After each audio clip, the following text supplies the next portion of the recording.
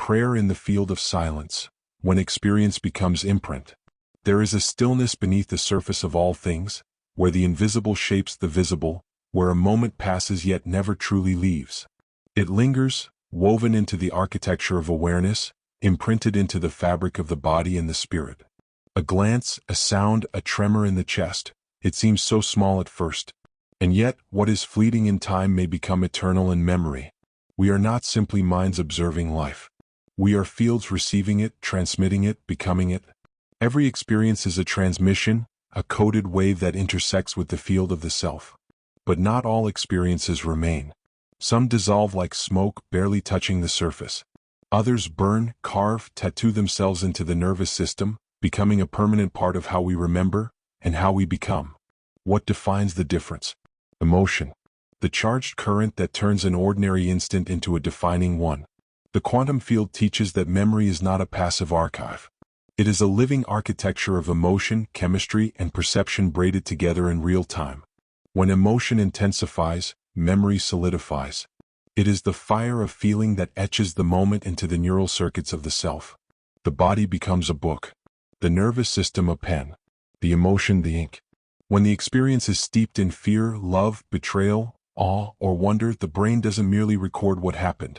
It captures how it felt. Sights, smells, sounds, all woven into that state. And that state, once written, begins to shape perception.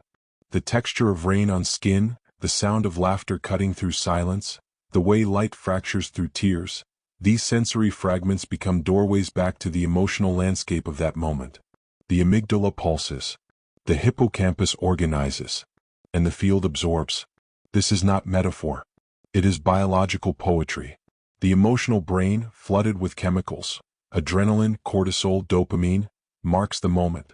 The more intense the feeling, the deeper the imprint. The memory becomes more than a thought. It becomes a signature within the cells, a molecular remembrance that lives in tissue and bone. This is why, when recalling the past, we do not merely retrieve facts. We re-enter states. We become the person we were in that moment again. We feel it again. Because the memory was not stored as data. It was stored as a biochemical echo, a symphony of sensation that plays whenever triggered. And the echo speaks. In quiet triggers. In subtle reactions. In how the body tenses without knowing why. In how the breath shortens when a word is said. In how we flinch at tenderness or freeze at conflict. In the way certain songs transport us instantly to another time, another self.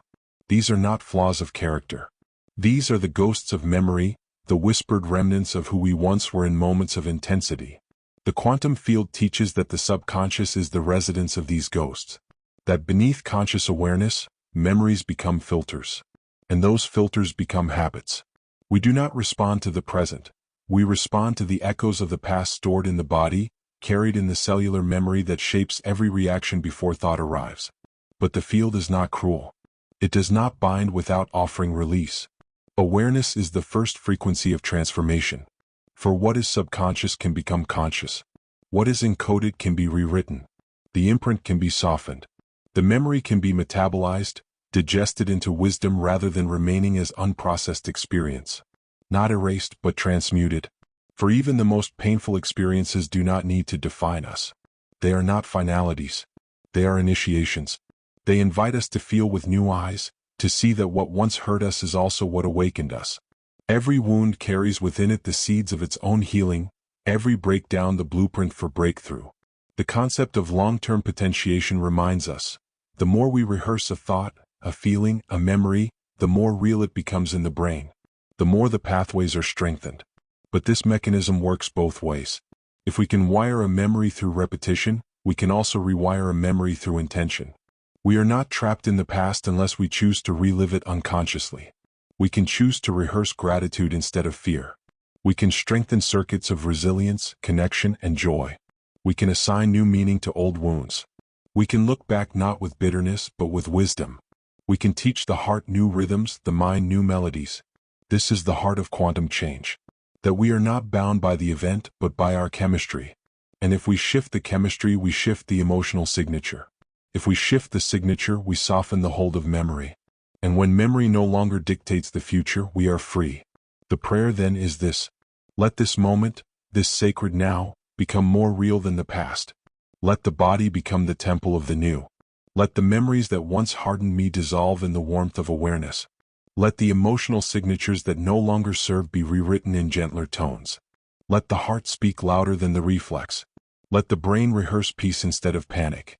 Let the field respond to a new vibration, one of coherence, of openness, of deliberate joy. Let me remember differently. Let me choose not just what to think but how to feel and therefore how to become. Let the past be a teacher, not a master. Let the chemistry of pain dissolve in the alchemy of presence. Let what was survive only in wisdom, not in tension. Let the synapses realign under a new light.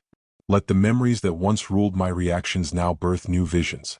Let the charge that once etched trauma now etch clarity. Let this be the turning.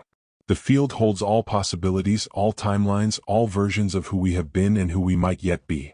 And within that infinite library, there is a version of the self whose memories no longer hurt, but instruct. Whose past no longer limits, but liberates. That version is not far.